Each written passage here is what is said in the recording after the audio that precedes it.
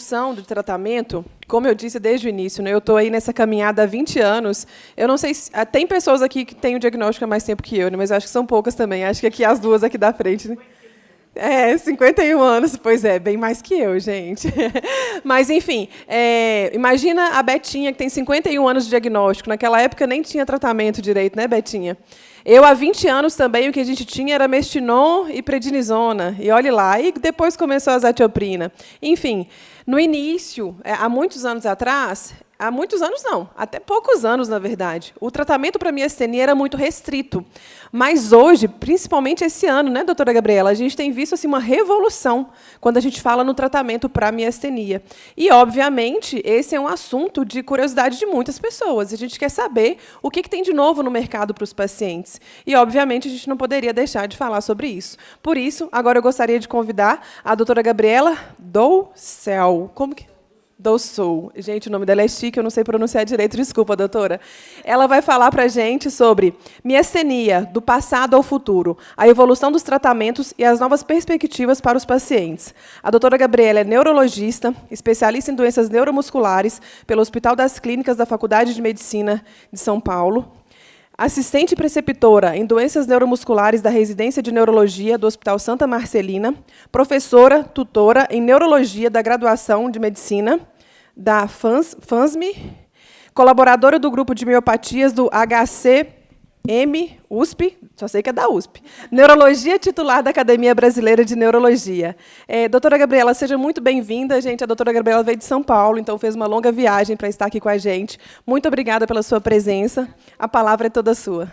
Obrigada, bom dia. Todo mundo me escuta bem, certo? Ok. Meu nome é Gabriela, então é um prazer estar aqui. Betânia, muito obrigada pelo convite, todo o pessoal da diretoria, toda a associação. Então, para mim é um prazer muito grande, até porque eu sou mineira de berço, então eu sou de Juiz de Fora. Na verdade, eu falo que quando a gente é do interior, a gente fala a cidade perto, né? Então, eu, na verdade, sou de Santos Dumont, mas Juiz de Fora é a cidade que todo mundo conhece. E aí, eu fui para São Paulo, mas é sempre muito gostoso quando eu venho para Minas Gerais. Então, hoje aqui, o que eu quero trazer? Né? Então, a história realmente de miastenia é uma história de transformação. Quando a gente pensa mais ou menos no século passado, ou seja, eu não estou falando também de algo tão distante, há menos de um século. Quando eu recebi o diagnóstico dessa doença, basicamente eu trazia como algo frequentemente fatal. Quando eu olho lá para o passado, o diagnóstico era uma sentença. Hoje, o que a gente quer de perspectiva é que o diagnóstico seja o ponto de partida e não mais uma sentença. Sem tratamento eficaz disponível no passado, mas hoje a gente tem múltiplas opções terapêuticas. Alta mortalidade no passado, agora muda todo o meu objetivo. A remissão passa a ser o meu alvo e ela torna-se possível. A qualidade de vida era altamente comprometida, mas agora a minha meta é buscar vida plena e o paciente ter vida ativa. Então, a gente vai falar aqui, porque quantos de nós já não escutamos, então, que miastenia era algo muito grave e que era necessário se adaptar e aceitar a doença? Então, isso faz com que a gente mude essas perspectivas. Quando a gente pega aqui numa jornada de 100 anos, então, eu falo que a gente divide em 4 eras aqui que a miastenia passou. Eu tenho a primeira era aqui, que antes de 1930, onde tudo era sentença e o risco de óbito era muito alto, era um desconhecimento. Eu não sabia nem o que era a doença, nem muito menos como ela agia, o que fazia acontecer a doença. E como eu entrava em crise miastênica, você não tinha nenhuma perspectiva de UTI, de suporte ventilatório, por isso alto risco de óbito. Quando a gente vem em 1930 e 60, aí vem o boom do sintomático, que é onde se descobre o receptor da acetilcolina, os inibidores da acetilcolinesterase, e aí é a primeira vez que começa a ter uma melhora real e palpável da força muscular. Começa-se a compreensão. Então, essa é a era do sintomático. E aí a gente vem para a era da imunossupressão, que, embora ela comece aqui, 1960, isso para a medicina é recente, viu? Então, 1960 é muito recente.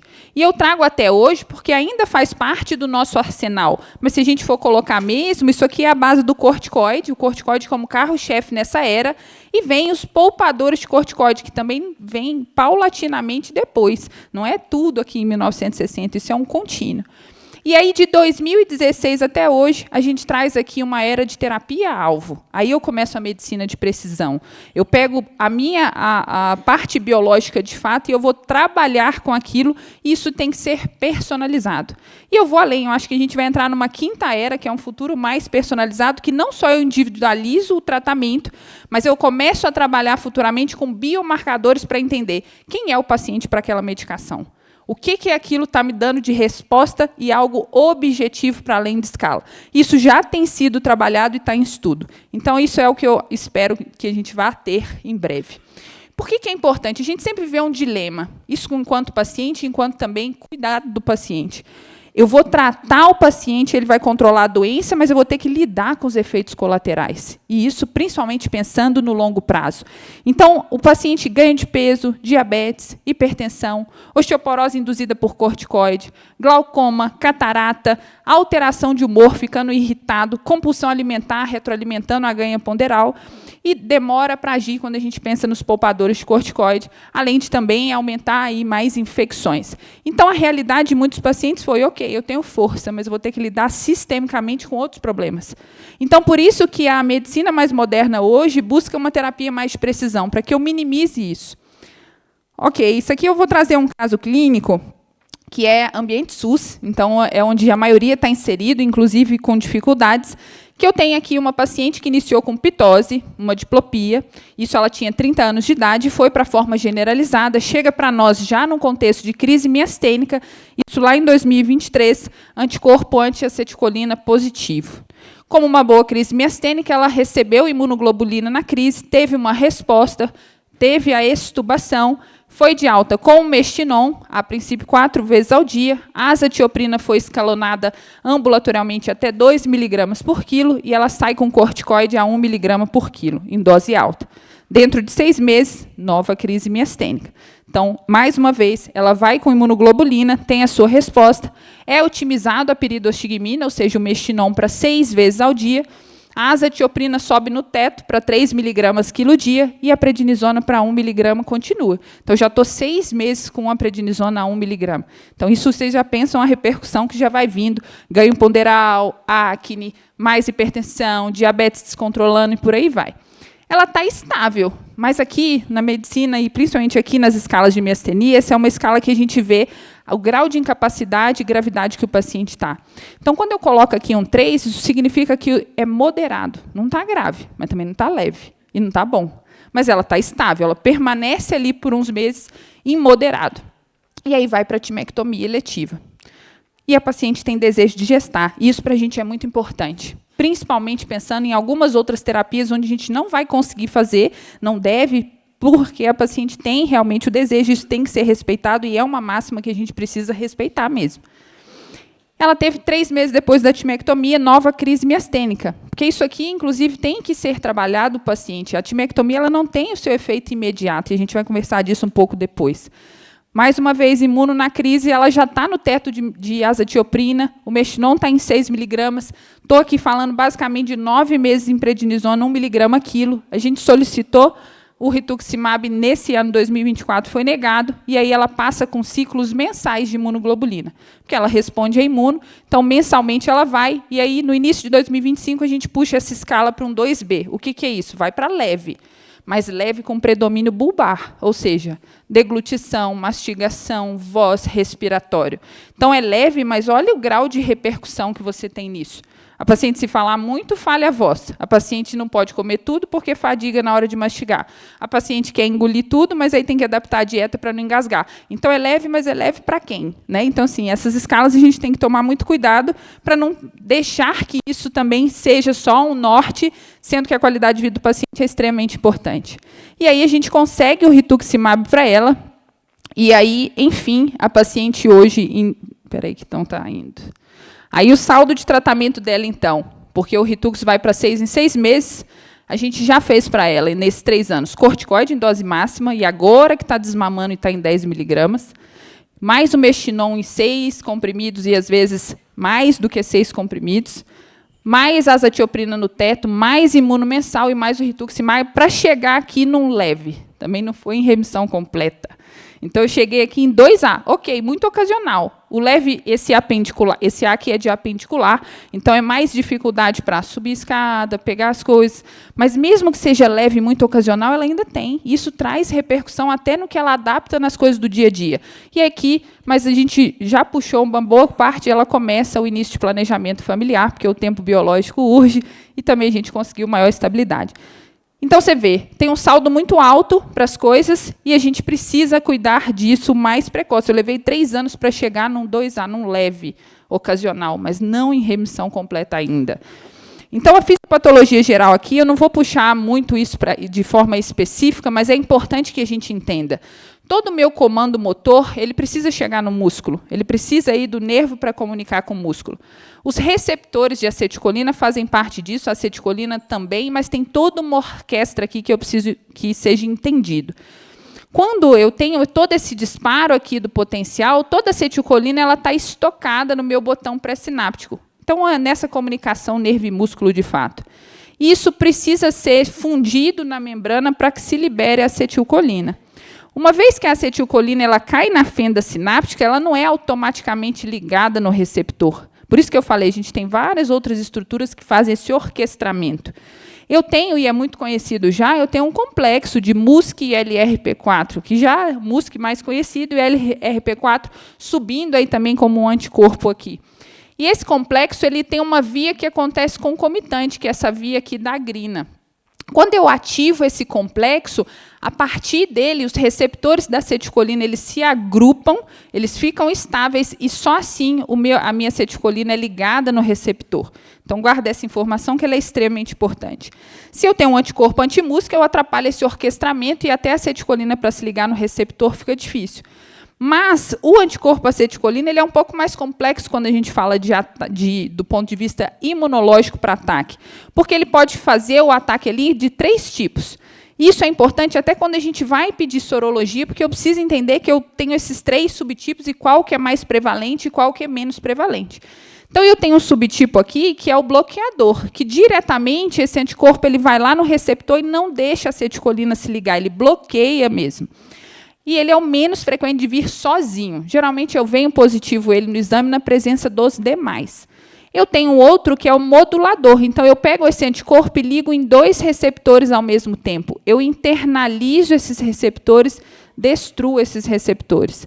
Esse é o modulador. Mas o mais importante, o que é mais encontrado, é esse terceiro aqui, em que eu faço a ligação dos receptores e eu ativo a cascata do complemento. O complemento ele funciona normalmente no nosso corpo para destruir, por exemplo, bactérias encapsuladas. Só que uma vez que eu ativo esse complemento, ele passa a destruir a junção neuromuscular.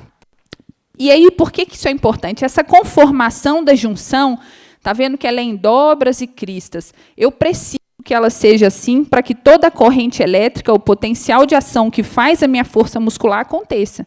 Se eu destruo ali, ela perde essa conformação. Isso impede não só de eu ter todo aquele orquestramento e toda a função dos receptores, como para percorrer esse potencial de ação.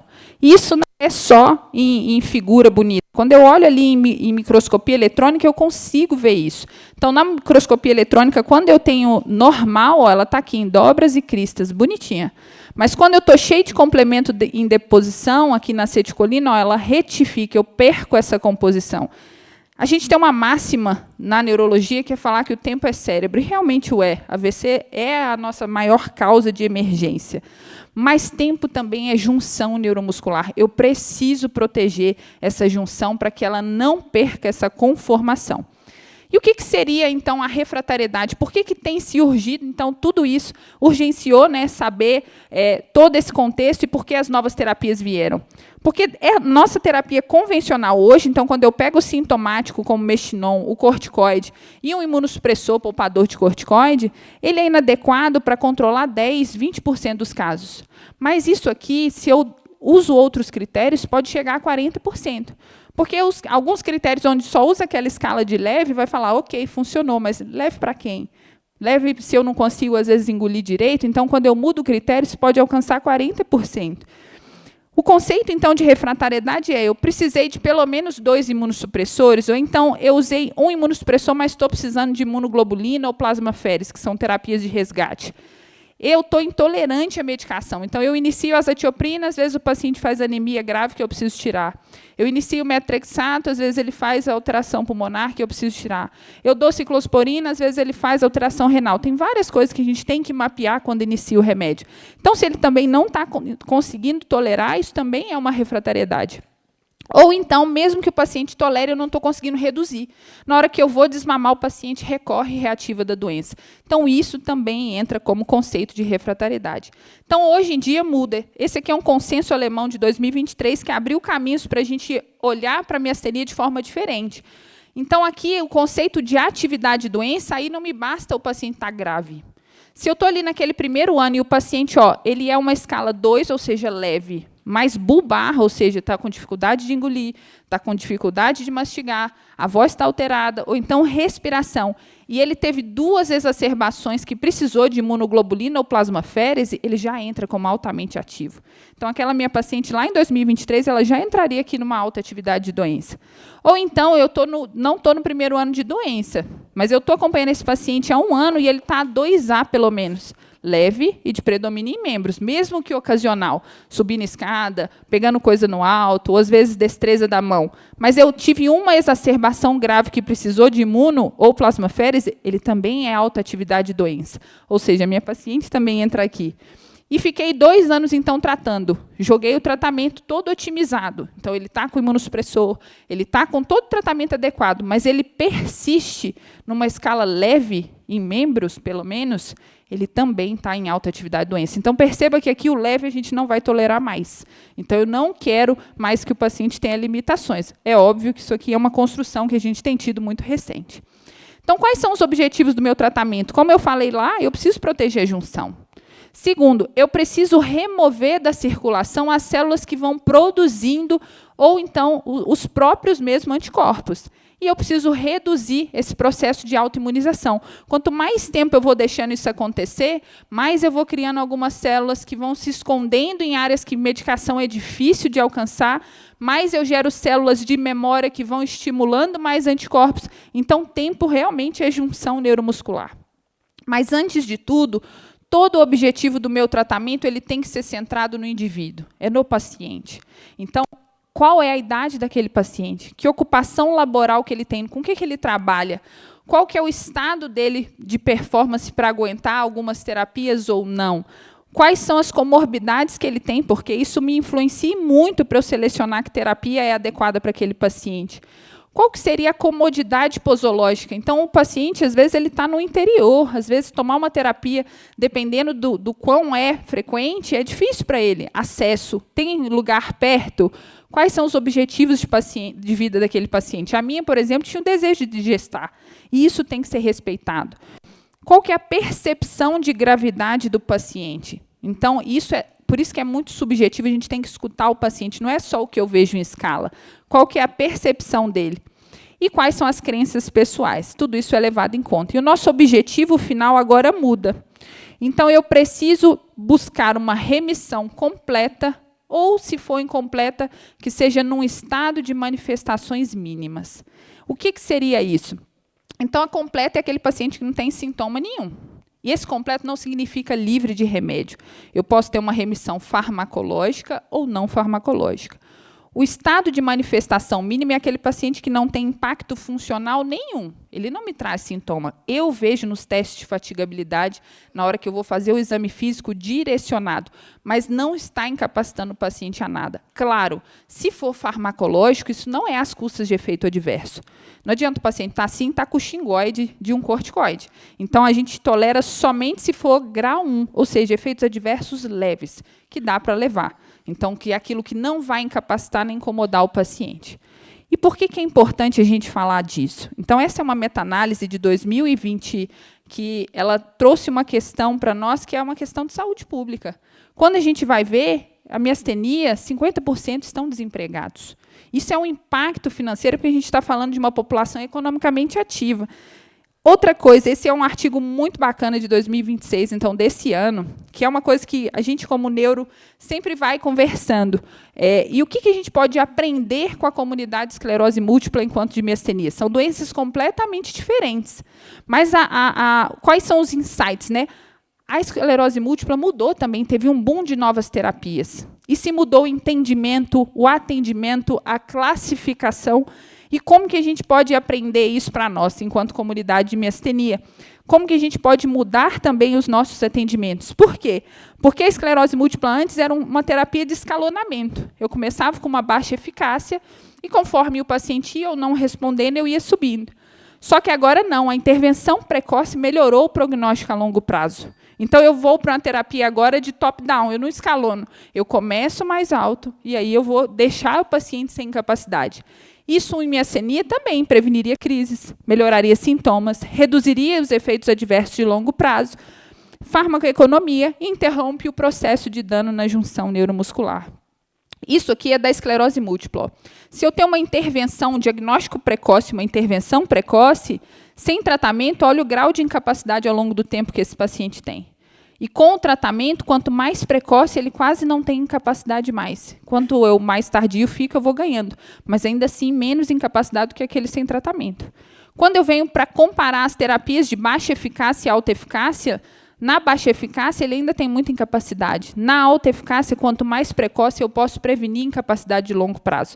Então, a gente tem que aprender com quem veio na frente, com quem, inclusive, colocou um PCDT com terapias de alta eficácia no SUS, para a gente poder aprender com essa comunidade e a gente conseguir fazer o mesmo. Só que, antes de eu falar em tratar, eu preciso diagnosticar.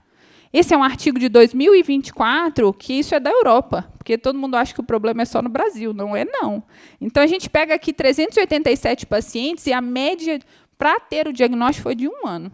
E teve 27%, ou seja, 1/4, que levou mais de 1 ano para ter o diagnóstico. E aqui a gente não está tão diferente, esse aqui é do meu centro lá no Hospital Santa Marcelina, então a maioria também dos meus pacientes, até chegar a nós, levou aí 12 meses para receber, isso já passando em sei lá quantos neuros e outros médicos. E teve uns pacientes fora ainda, acima da curva, muito mais tempo.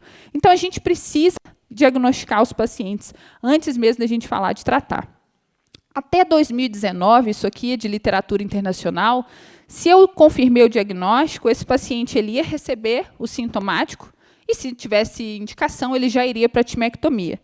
Se isso resolvesse, eu continuaria, só com o tratamento que eu estabeleci. Se não, eu adicionaria prednisona e azatioprina, ou seja, eu ia escalonando o tratamento. Se ele respondeu, ok, continuaria só com a boa IBL prednisona e a azatioprina. E esse responder não é ficar excelente. A resposta aqui era muito individualizada. Se não, aí eu poderia substituir ou então pensar em escalonar uma terapia. E quando eu não respondia de jeito nenhum, eu iria ir para as medicações off-label. Era assim que era até os consensos de 2019. Só que qual que é o problema aqui? Quando eu penso em tempo, o Mexinon, ok, age rápido. 10, 15 minutinhos ele começa seu efeito. 30 minutos está ali num platô bom.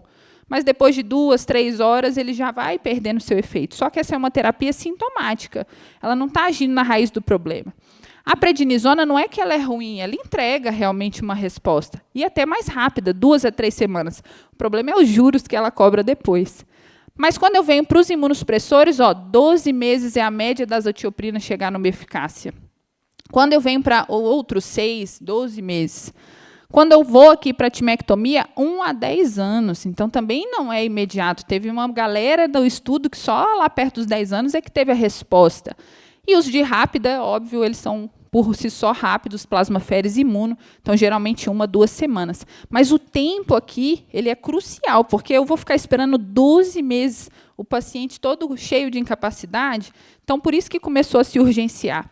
E outra coisa que a gente tem que ter cuidado é chamar o paciente de miastenia ocular. Então, será mesmo que é só ocular? Por que isso é importante? E o primeiro ano é extremamente importante de acompanhar esse paciente mais de perto. Por quê? Porque ali no primeiro mês, 20% acaba ganhando generalização. Quando eu vou para 6 meses, 68% generaliza. No primeiro ano, 88% generaliza. 2/3 da miastenia abre ocular, mas se eu solto ele no mundo, ele volta para mim, às vezes, muito pior generalizado. Eu tenho que manter um acompanhamento mais perto. E hoje já tem um tratamento que você faz para reduzir essa generalização. Generalização não é só o paciente que tem fraqueza nos 4 membros, não é isso. Fugiu do sítio ocular, fugiu da face, eu já falo em miastenia generalizada, eu preciso tratar tal qual. E a tendência mundial hoje, então? Então, desde 2023, com esse consenso alemão, onde eu separei os pacientes de baixa e alta atividade de doença, perceba, eu não excluí corticoide, nem azatioprina, nem a timectomia. Isso continua sendo convencional. Só que se eu já identifico aquele paciente como alta atividade, eu já vou escalonar para novas terapias. Eu não vou ficar esperando, mesmo que eu esteja no primeiro ano de doença. Caracterizei como alta atividade, a gente já tem indicação de escalonar a terapia para uma nova terapia. A timectomia, como eu disse, ela não está ultrapassada. Pelo contrário, o estudo é recente, ela é feita há mais tempo, mas o estudo de forma que trouxe como divisor de águas no tratamento, isso é de 2016, que é o estudo do MGTX Trial. E como que mostrou esse estudo? E por que da timectomia? Então, o timo, pensando em acetilcolina, ele é o sítio de sensibilização primária. É a partir dele onde eu tenho maturação das células que vão culminar com a produção dos anticorpos. Por isso que retirar o timo é uma estratégia independente do timoma, se o paciente entrar nos critérios de indicação. Quando eu comparo, e o estudo usou um desfecho pensando aí em 3 anos, então tinha um braço de timectomia mais corticoide e o braço só com corticoide. A melhora clínica foi superior em quem fez a retirada do timo. A dose do corticoide foi passível de redução ao longo do estudo em quem tinha tirado o timo. E a hospitalização também reduziu. Mas também a gente tem que ter os critérios bem estabelecidos. É uma acetilcolina, forma generalizada, idealmente nos primeiros 5 anos de doença, porque tempo é junção. E esse paciente ele tem que estar ali em 18, 65 anos. Tudo que fugir daqui tem que ser muito bem individualizado, caso a caso, e aí a gente precisa ter isso em mente. Mas, ok, e as novas terapias, para onde vamos? Então, realmente, nos últimos anos, as coisas correram muito. Quando a gente pensa no estudo da timectomia, que foi aqui em 2016, de fato, trazendo esse divisor, a partir daí vem uma corrida. Desde inibidores do complemento, aquela via do complemento que a gente conversou, por isso que era importante trazer aqui. Eu vou trazer outros como bloqueadores de FcRn, eu sei que, por enquanto, os nomes estão tudo esquisitos, ninguém facilita o nome dessas terapias, mas a gente vai deixar um pouquinho mais palatável. Desde o rituximab também vindo aí para a acetilcolina, até aqui, isso não parou. Tem vários estudos acontecendo, vários centros, inclusive brasileiros, participando do estudo, então isso aqui não é coisa só para inglês ver, a gente está vendo acontecer. E aqui eu mudo agora para separar as terapias de miastenia em 2 classes. Eu venho aqui para terapias que a gente chama de downstream, que tem uma ação muito rápida, um início muito rápido, então os inibidores de complemento e bloqueador de FcRn. Eu tenho outras que chamam upstream, que tem uma ação menos rápida, mas que potencialmente é mais duradoura, onde eu vou lá nas células que estão produzindo os anticorpos, ou até a timectomia, eu vou nesses agentes e terapias baseadas em células. O que seria isso, doutora? Então, assim, está difícil entender, tudo nome estranho. Então, a cascata imunológica ela vai desde a produção de anticorpo até, de fato, todo esse processo que destrói a junção neuromuscular. Então, quando eu falo as terapias de upstream, são as terapias de início da via, na raiz do problema, de fato. Eu vou desde o timo, onde é o sítio de sensibilização, até as células que vão culminar na produção de anticorpos. Mas eu também posso ir na via final, para não deixar de destruir a junção, inibindo o complemento, ou depurando os anticorpos, fazendo a retirada deles, lavando, vamos dizer assim. Então, eu posso ir desde o início da via até o final da via. A gente tem feito isso com algumas medicações já, mas isso tem se tornado um pouco mais discutido agora com as novas terapias. Então, é uma nova perspectiva.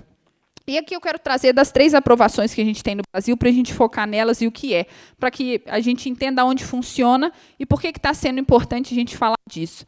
Então, quando eu falo no mecanismo de bloqueador de FcRn, o que é isso?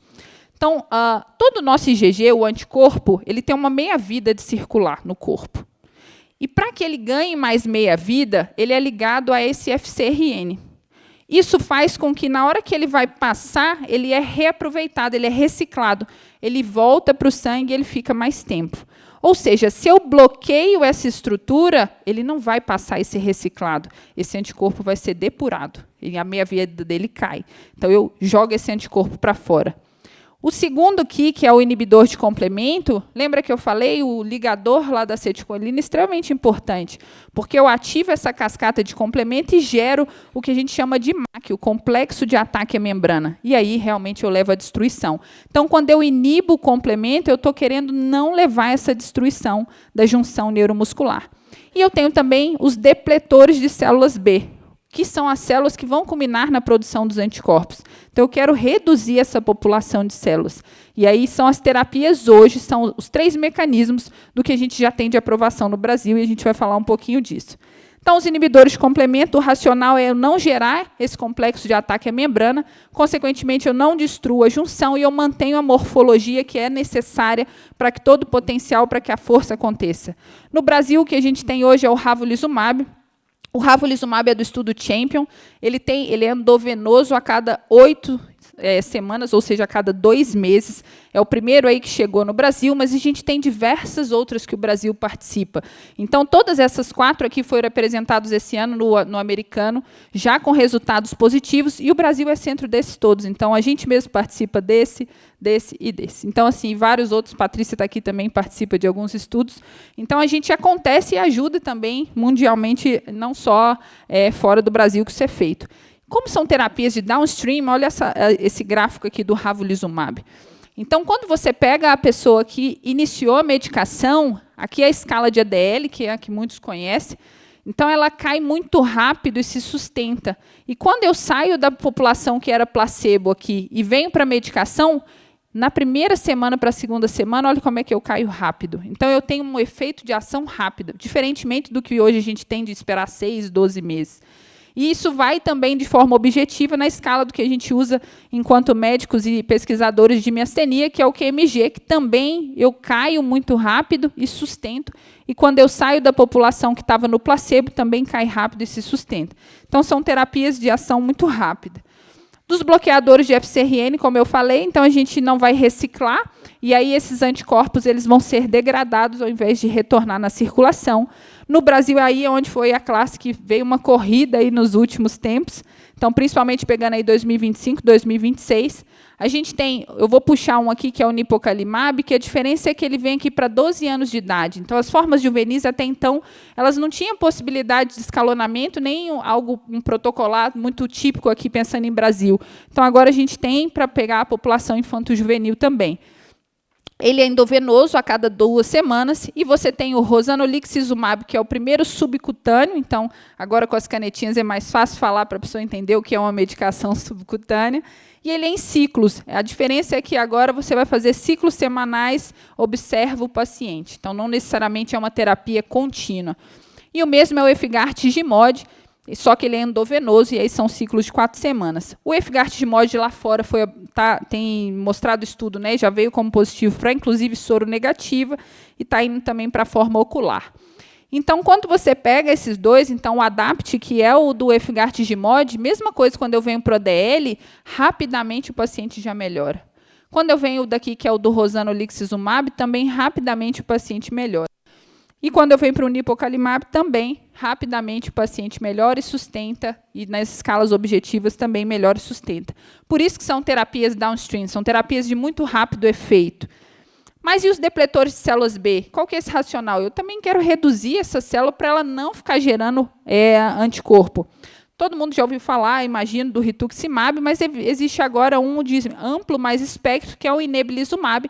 Então, ela pega uma gama mais alta. Lembra que eu disse que se eu fico demorando muito, eu começo a fazer uma população de células que se escondem e que, às vezes, é difícil você pegar a terapia. Então, essa eu começo a abranger mais esse espectro. E aí, assim, quando a gente pensa na acetilcolina, será que quanto antes é melhor eu tratar? E aí, 2 estudos que vieram lá naquela timeline que eu coloquei trazem isso para a gente, que é o Rinomax e o BeatMD. Então, o Rinomax ele pegou 49 pacientes com início muito recente da doença ali, acetilcolina, basicamente, que era o primeiro ano de doença. E eu dei uma dose até baixa do rituximab, foi um frasco. Isso foi suficiente para ter uma maior probabilidade de atingir manifestação mínima de 71% quando eu comparava com aquele que não fez. Só que quando eu peguei o BeatMD, que é um outro estudo, pegou 52 pacientes, só que ampliou para 5,5 anos. E aí, todos acetilcolina. A dose foi até maior, mas foi um estudo negativo. E aí, é claro que a gente ainda não tem isso muito bem delimitado em literatura, o que a gente mais suscita é a hipótese. Será que, então, eu não tenho que tratar muito rápido, porque eu perco a janela do que aquele paciente responderia? Então, isso está em aberto para a gente entender, mas é o que fica em nós. E o inebilizumab, também um estudo que é uma medicação também aprovada agora no Brasil, ele é um estudo também positivo, teve uma redução em mais de 4 pontos na escala de ADL, e nas nossas objetivas também mais de 4 pontos, isso sendo de forma sustentada. Trouxe aqui o CAR-T, porque eu sei que eu falo que eu converso com as pacientes de miastenia, elas me contam tudo do que está acontecendo nos grupos do WhatsApp. E essa semana, então, ganhou muito isso aqui de espectro, né, depois do acordo com o Butantan. Então, qual que é o racional básico disso aqui? Ele é um pouco complexo, mas eu vou tentar, e vocês me falam se deu para entender. Então, todos nós temos aqui as nossas células que vão ser as produtoras e sensibilizadoras desse processo. E ele usa o poder das células T para eu tentar eliminar de forma muito alvo específica as células B, que são produtoras de anticorpos do paciente. Eu uso ali partículas que eu coloco para atingir de forma muito específica. E esse é um estudo que agora está em fase 3, São Paulo já está acontecendo também, e a gente tem agora mais perspectiva, principalmente depois do acordo do Butantan. Então, eu extraio o linfócito T do paciente, isso vai para uma engenharia química, biológica, isso é modificado no laboratório para que ela se expresse um receptor. Esse receptor ele vai reconhecer o alvo específico da célula produtora de linfócito, da célula produtora de anticorpo, perdão. E, geralmente, é o CD19, que é o que a gente está trabalhando hoje no Brasil. Eu reinfundo essas células modificadas no paciente, isso aí são chamadas de CAR-T-cell, e essas células CAR-T elas passam a reconhecer e destruir essas células B que são autorreativas, ou seja, aquelas que estão produzindo mesmo para atacar ali no processo da junção. Então, eu reduzo ou elimino a produção. Por mais que aqui a gente está trabalhando em acetilcolina e música, lá fora isso tem crescido agora no Congresso americano, eles estão ampliando e tentando ver aí para soro negativo, vamos ver. Como que a gente vai escolher? Então, óbvio, eu vou começar pela sorologia, fazer o diagnóstico e separar o paciente se ele é aceticolina, se ele é música, se é soro negativo, se ele é RP4. Isso me dá status para eu entender e qual terapia seria indicada para ele ou não, porque pensando, por exemplo, no inibidor de complemento é uma ação da acetilcolina. Música eu não espero fazer isso. Então, não é uma terapia indicada para música. Por isso que conhecer o status sorológico do paciente é extremamente importante. Mas o que eu realmente quero tratar? Porque é muito bonito quando a gente puxa aqui esses estudos, escalas. Isso, às vezes, para nós, do ponto de vista científico, ele se perde em alguns pormenores que a gente precisa trazer. Eu não quero só melhorar a força, só avaliar isso para a escala. Eu quero que o paciente trabalhe, eu quero que ele estude, eu quero que ele durma bem, eu quero que ele coma o que ele gosta sem medo de engasgar, eu quero que ele respire de maneira segura e não tenha medo de faltar ar, eu quero que ele viaje, que ele faça atividade física, que planeje a gravidez, se isso for de interesse da pessoa, conviver com a família sem medo de julgamento, sem achar que está sendo preguiçoso, e que ele possa viver, então, sem medo. Então, o objetivo do tratamento moderno é devolver autonomia. Isso não significa que as terapias estão ultrapassadas. Se o paciente foi bem com a autoterapia, ótimo, mas eu tenho que olhar para o paciente que ele não está indo bem e, principalmente, não tolerar que ele não faça isso. Então, eu mudo a perspectiva. Antes, eu tinha que pegar o paciente e adaptar aquela vida à doença. Hoje não. Hoje eu tenho que adaptar o tratamento ao paciente. Eu tenho que ver o melhor tratamento para o paciente e que seja adaptável na vida dele. Então, o tratamento não é mais só prevenção de gravidade, é qualidade de vida. Então, a partir daqui é onde a gente tem que começar a trabalhar com os nossos pacientes.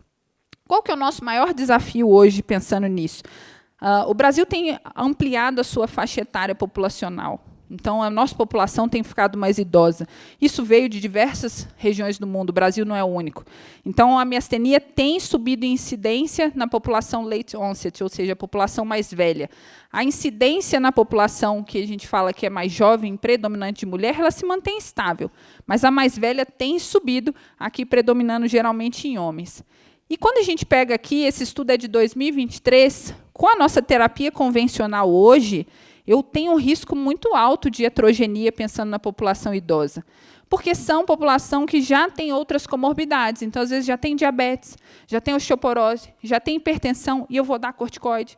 A imunidade já é um pouquinho mais complicada, faz mais infecção, eu dou imunossupressor, faz mais infecção, fica reativando, às vezes, varicela zoster, herpes, e aí a gente fica vendido com muitos efeitos colaterais. Então, esse é o nosso maior desafio.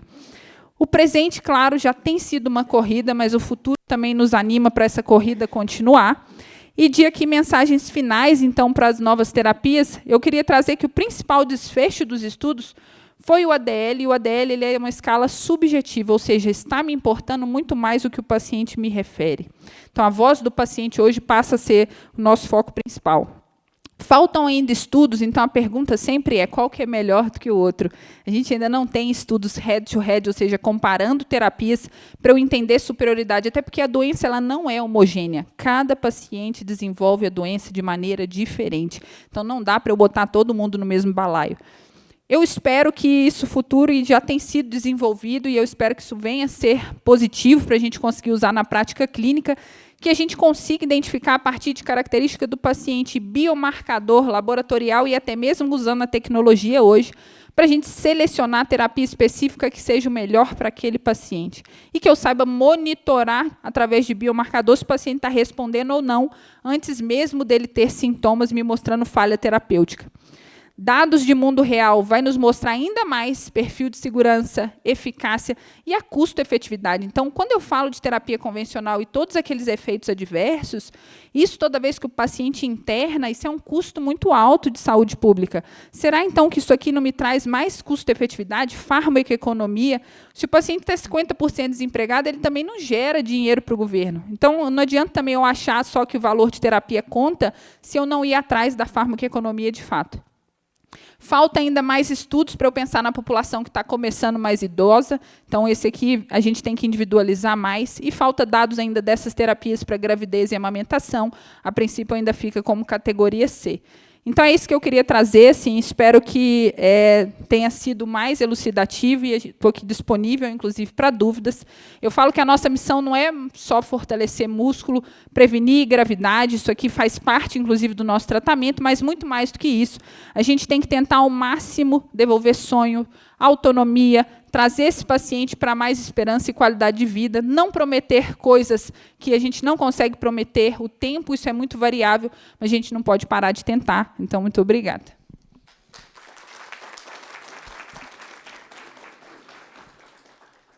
Muito obrigada, doutora Gabriela. Foi assim, muito esclarecedor, né? É o que a gente quer saber, o que tem de novo para a miastenia. Uma coisa que você falou, que eu entendo como muito relevante, eu escutei algumas pessoas comentando, é sobre a subjetividade. Está bom para quem?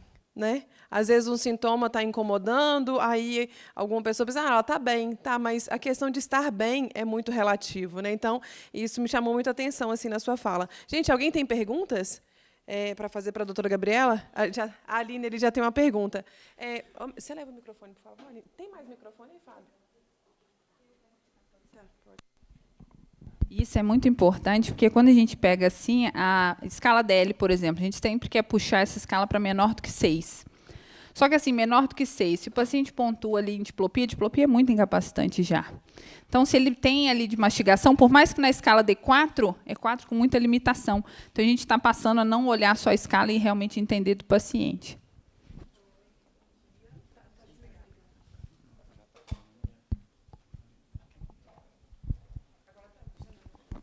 Bom dia. Eu tenho uma filha de 9 anos, que ela foi diagnosticada em 2022. E ela fez a timectomia. Pode acontecer dessa timectomia voltar, do timo voltar? Não, é assim, quando a gente individualiza a criança, isso é até de guideline. Então, o estudo ele não pegou população infantil, mas se você tem uma doença mais refratária, ele pode ser individualizado. O timo, por si só, ele vai evoluir. Então, quando se começa na infância, até você atingir a idade adulta, a maturação já é evolução do timo. Então, quando você retira o timo, ele não é esperado que ele vá voltar, porque na maturação, inclusive, ele já iria evoluir e fez a retirada completa do timo. O que acontece é toda timectomia ela precisa ser revisada sempre para ver se não ficou nenhum resquício tímico, então por isso que faz o controle pós-operatório. E se o paciente reativa de sintoma, a gente sempre faz imagem de novo. Alguns casos podem, se ficou algum resquício tímico, voltar à hiperplasia, ou nos casos que são timomatosos, às vezes reativar, mas isso é uma minoria. É só um controle que a gente faz, e aí, geralmente, na sequência e no segmento do paciente, se tem isso flutuando e é avaliado com calma. Mas não é esperado assim, todos vai voltar depois, não. Quando você te retira tudo, isso sai.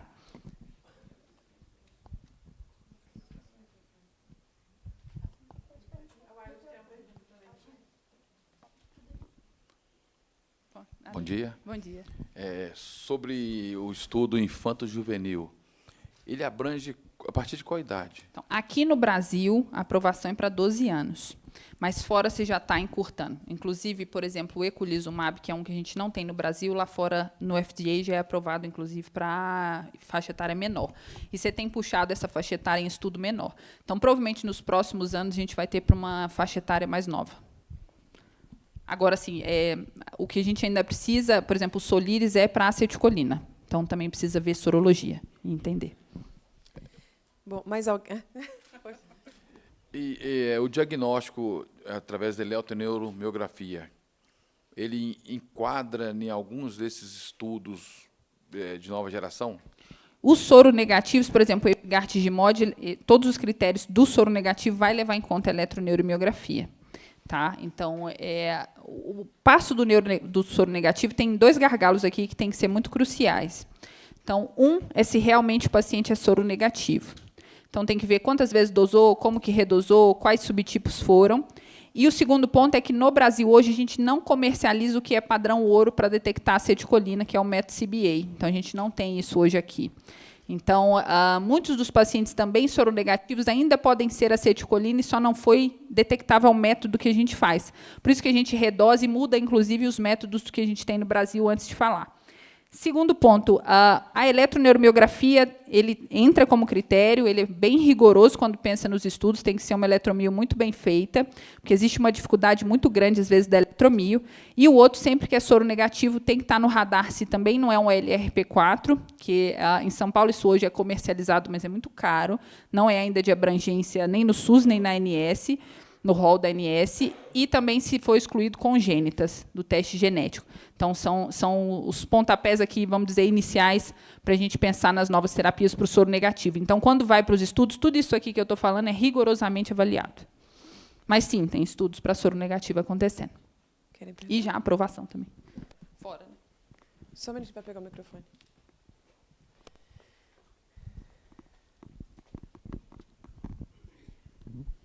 Olá, tudo bem? Tudo bem. Deixa eu te fazer uma consulta. Meu filhinho fez eletroneuro negativo, né? O Musk também deu não reagente, mas a acetilcolina deu positivo, os dois, tá? Ele tem histórico de depressão e TDAH.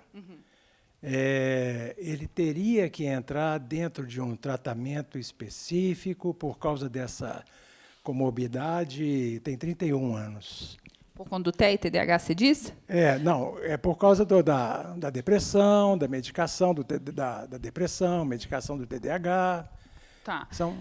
Tá, é assim, a eletroneuramiografia ser negativo, aí tudo depende também. Então, assim, eletromia é um exame muito operador dependente. E quando a gente pega, às vezes, miastenia, dependendo de onde está se manifestando a fraqueza, você tem que ir naquele músculo e, às vezes, fazer testes muito específicos que não é todo centro que faz. E é um teste difícil, às vezes, quando você faz o estudo de fibra única, que é o JITER. Então, nem sempre a eletromia é negativa de fato. Às vezes, só não usou o músculo e a metodologia para pegar. Pensando em TEA-TDAH, ele não é de espectro da miastenia. Isso qualquer pessoa pode ter, independente de miastenia, e não é a partir dele que eu mudo terapia. Geralmente, o que a gente vai seguir é o que o paciente está tendo de sintoma e a repercussão, inclusive, do sintoma na depressão. Então, assim, ele está deprimido e porque está mais incapaz pela miastenia, aí eu venho no gargalo, preciso otimizar muito a miastenia. Então, eu preciso melhorar o meu tratamento de miastenia. Não, ele está em remissão da miastenia, está deprimido e várias outras questões, aí eu otimizo o tratamento psiquiátrico. E, óbvio, os dois podem também estar ao mesmo tempo e eu, concomitantemente, melhorar o tratamento psiquiátrico e, ao mesmo tempo, otimizar o tratamento de miastenia. Porque é muito comum realmente ter impacto no humor. Eu não trouxe aqui, mas vários estudos colocam a percepção do paciente sobre a doença e um dos mais incapacitantes é a fadiga, a falta de qualidade de vida, e isso tem impacto em ansiedade e depressão. Não é algo que é por conta da miastenia diretamente, mas indiretamente, por tudo que o paciente tem que se adaptar, é esperado que tenha uma repercussão. Mas o gargalo sempre vai ser, eu preciso melhorar o paciente para ele melhorar de vida e ele ficar melhor também. Esse diagnóstico dele tem 30 dias. Ele começou agora. É um baby miastenia. Entendi. Doutora Gabriela, Fica tudo bem com ele, inclusive. uma pergunta. Você falou muito sobre vários tipos de miastenia. Sobre a congênita, algum desses estudos abrange a miastenia congênita? Então, nesse momento, a gente está começando um estudo, na verdade, de história natural, inicialmente das congênitas, e vai ser tentado medicação, só que para subtipos específicos dentro da congênita. Então, porque dependendo da congênita, você ainda tem resposta no sintomático, não completa, óbvio, porque o mecanismo é genético, mas tem algumas proteínas como MUSC, DOX7, que vai entrar nesse estudo agora, mas vai começar ainda aqui no Brasil. Ótimo. Ainda em aberto. Tá, obrigada. Só mais uma perguntinha ali, que eu vi que tem uma moça, e a gente vai encerrar as perguntas para continuar com as palestras, tá bom, gente? A mocinha de verde ali, eu acho que tinha levantado a mão. Mas está melhorando, né? Nem tinha perspectiva para exato. congênita, nem ocular, nem soro Tá tudo negativo. evoluindo. Eu acho que o futuro nos reserva muita coisa. Olá, bom dia, professora, tudo bom? Eu escutei você falando sobre a F-GART de MOD, aí eu fiquei com uma dúvida relacionada. Como funciona a transição de um paciente que está fazendo o tratamento com mestinon, azatioprina e as outras A medicações? gente não transiciona, é assim. Todos os estudos mantiveram o stand-off care, que é a terapia padrão. Então, esses estudos não tiraram do paciente. Então, ele continua com corticoide, continua com azatioprina, continua com mestinon. A única diferença é que a gente deixa o paciente em dose estável. Se ele é um paciente instável, em dose muito alta do corticoide, às vezes alguns estudos não abrangeram, porque a gente tem um limite. Mas eu não preciso tirar. Eu continuo a terapia padrão com o paciente. Alguns, óbvio, a gente individualiza. Então, dependendo da terapia que a gente vai escalonar, para não ficar muito imunossuprimido, a gente pode individualizar o tratamento. Mas, nesses estudos, não foi excluído isso. Então, eu mantinha a terapia convencional e adicionava essa nova terapia. Que é o que a gente faz, igual eu fiz com a outra paciente lá. Então, ela continuou com azatioprina, mestinon, com a prednisona, botei rituximab e ainda estava em ciclo mensal. Então, assim, e ela, graças a Deus, não infectou, não fez nada. Perfeito. Mas pode fazer, não tem problema. É claro que a gente só individualiza muito. Perfeito. Doutora Gabriela, dos comentários aqui do YouTube, a Natália Medeiros. Conheço já do sim, Instagram. Ela falou, ela por mais Gabrielas nos hospitais. E falou, digam a ela que a Natália, paciente de João Pessoa, está mandando um beijo. É a Natália Medeiros Sanguinete, eu sei quem é, lá de de João Paraíba. Pessoa, tá porque mandando tem um uma beijo. outra Medeiros do Instagram também. sim, Essa é a minha ótimo. paciente mesmo, um grande beijo. Ela está aqui acompanhando online e outras pessoas também mandam um beijo para você. É. Bom, doutora Gabriela, muito obrigada pela excelente palestra. Tenho certeza que esclareceu a dúvida de muitas pessoas, tanto presencial quanto de forma online. E, mais uma vez, obrigado pela presença. Eu vou convidar a Kênia para te entregar o brinde. Perdão. Um singelo brinde aí da nossa equipe.